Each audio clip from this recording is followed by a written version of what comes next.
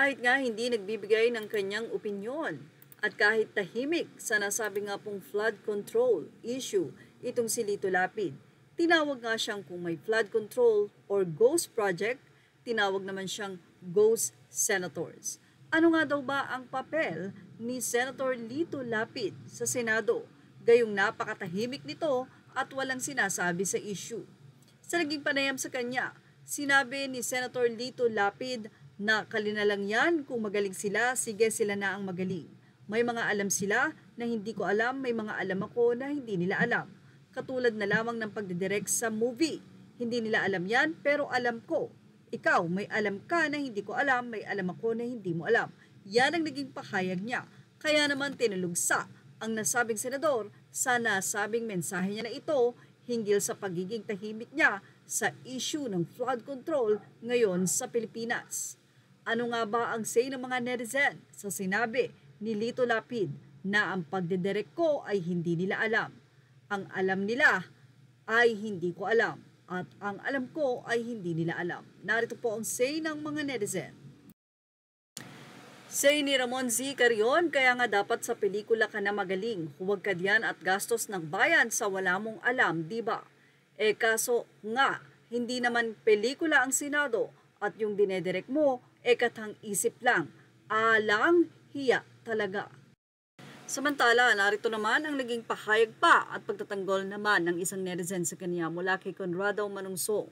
Tama naman siya sa kanyang mga sagot, diretsahan, aminado siya ang hindi rin alam ng iba na marami siyang batas na naipasa dyan sa Senado. Ibig sabihin, nagtrabaho din ng tao sapagkat may advisor yan na counsel o lawyer kung inyong matatandaan, yung may kaso na wala kang pambayad sa abogado, pupunta ka lang sa PAW, siya ang may author niyan, malaking bagay sa taong bayan. O diba? Say naman ng isang netizen na kontento na kayo sa ganun. Apakalaki ng ipinapasahod natin sa kanila kapag naman tayo sa trabaho sa kumpanya, tambak ang trabaho, ang baba ng sahod. Anyway, ayon sa isang artikulo, 1,000 na nga daw ang naipasa na batas ni Senator Lito Lapid. Ilan sa mga ito ay naaprubahan na katulad ng Republic Act number 11767 o Founding Recognition and Protection Act na nagbibigay ng legal na pagkilala at proteksyon sa mga ulilang bata at founding sa bansa. Isa rin sa kanyang pangunahing na panukala ang Republica Act number 11551 o Labor Rights Education Act na nagsasama ng karapatang paggawa sa tertiary curriculum. Kabilang rin sa mga batas na kanyang inakda ay ang Republic Act number 10367 o Biometrics Registration Law and Republic Act number 10645 na nagsusulong ng mandatory PhilHealth membership para sa mga senior citizen.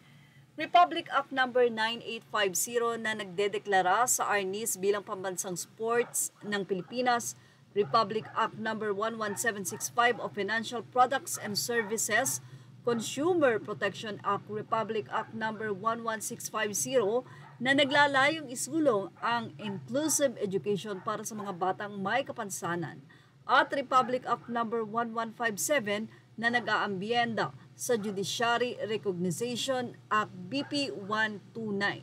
Ilan lamang po yan sa mga batas na naipasa at naisakatuparan ng ngayon ay senador. Ano ang masasay nyo dito? Go Senator pa rin ba si Lito Lapid? Well, yan ang ating showbiz update. Thank you for watching. Images are all credit to the rightful owners. Please like, share, and subscribe.